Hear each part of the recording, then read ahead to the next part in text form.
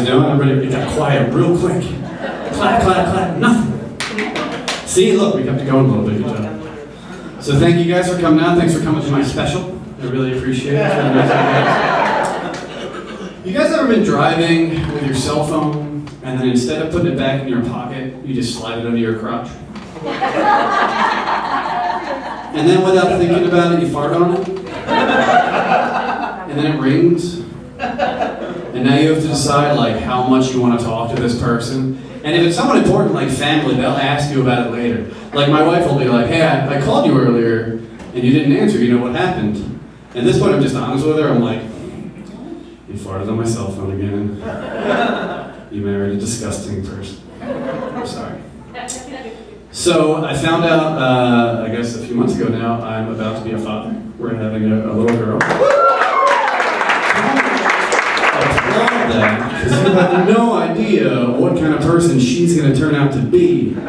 Like, she could be the next Hitler, and then what? You guys just applauded the birth of the next Hitler.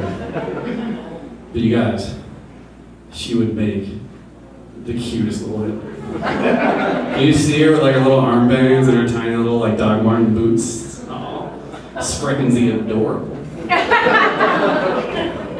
But anyway, yeah, my wife my lovely wife is pregnant with our first.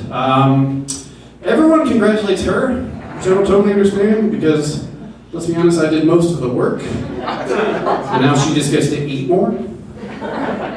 I did not run that joke by her, so the drive home later will be interesting. I love you. I'm nervous though because, you know, she's going to be born, she's going to know nothing. I'm going to have to teach her everything. Like one day she'll come home from school and she'll be like, Dad, did you know there used to be 9 planets? And I'll be like, of course I do. Everybody knows that. How did you not know that? But what I'm really worried about is that I'll miss something important. Like she'll be 10 years old and we'll be out to dinner and she'll come back from the bathroom and I'll be like, did you wash your hands? And she'll go, what's that? And I'll be like, oh no, I forgot to teach her washing hands. I'm a terrible father. One thing I hope she doesn't get from me is my superiority complex.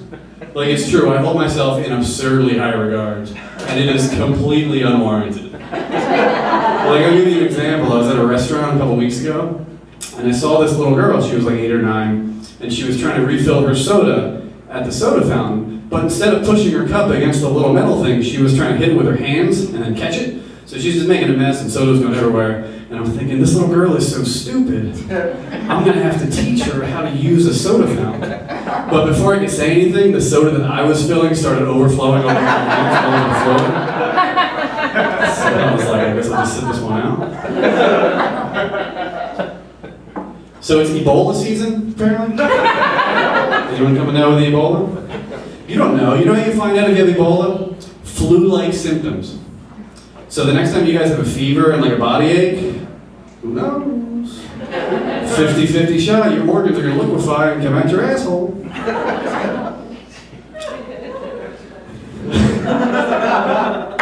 I think we should stop calling them flu-like symptoms at this point. Like, why should the flu get all the glory? Maybe we should start calling them Ebola-like symptoms. If anything, it would make your call a little bit more dramatic when you try to call out of work someday. Like, sorry, I'm not going to make it in. I think I have a touch of the flu. Damn it, a touch of Ebola. I screwed up my own joke. Pretend that was hilarious. Good, that's the response I would have gotten. Well done. So I picked up a new hobby lately. I don't know if anyone else does this. I go to the gas station and I count how many people get out of their car and accidentally pop the trunk. And then I give bonus points to the people that play it off like they did it on purpose. Like, that's what I always do. I would go around back and I'll open the trunk all the way and act like I'm looking for something important. Like, oh good, I still have that cargo net. So I started taking a self-defense class lately because I lost my rape whistle. So I started taking Krav Maga. And that's the stuff they teach like Israeli special forces. So I'm thinking, I'm gonna learn some awesome stuff here. So I get there on the first day, and the instructor's like, we're gonna teach you guys how to defend yourselves against chokes from all around the body. So choke from the front, you're gonna pluck the wrist, you're gonna kick him in the groin. Choke from the side, you're gonna pluck the wrist and hit him in the groin. choke from the back. You're going to pluck the wrist.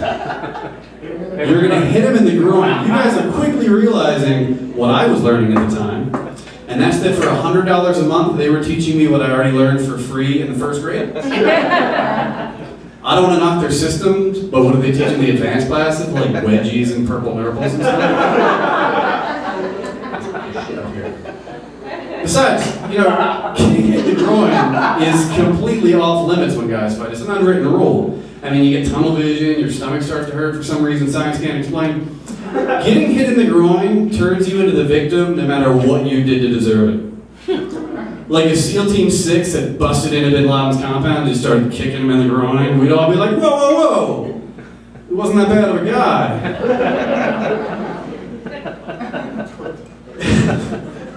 Took a second.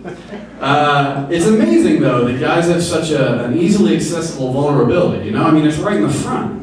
It's like God designed our bodies the way that Darth Vader designed the Death Star. Anyway, that's my time. You guys have been great. Thanks a lot.